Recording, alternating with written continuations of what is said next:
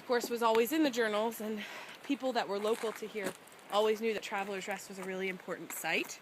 So in 1960, this is the original marker, in 1960, the National Park Service named Travelers Rest a National Historic Landmark, but it wasn't here.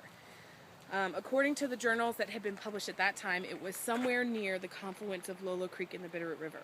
So they just put a sign there with no actual designated site and said, Travelers Rest is somewhere in this area. It's a National Historic Landmark. It's important. Well, in the 70s, they decided they'd come back and actually set a boundary. And so what they did is they actually chose 700 acres, still up by the confluence of the river and the creek. So in the 1970s, they said, oh, look, we set a boundary at 700 acres and called it good.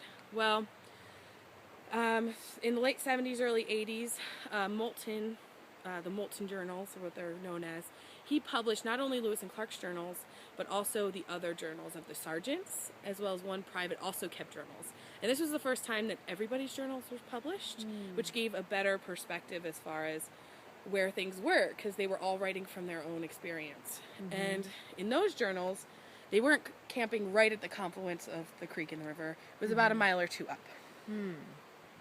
So then a man named Bob Bergantino, who's with Montana State Montana Tech, somewhere in Helena, he kind of has taken upon a passion of himself of matching the maps. So taking all of Clark's maps that he wrote and actually going out and surveying and GPSing and matching Lewis and Clark's maps with today's better technology. And so he targeted that this general area was probably where Travelers Rest was. This area is not in the 700 acre designated area. So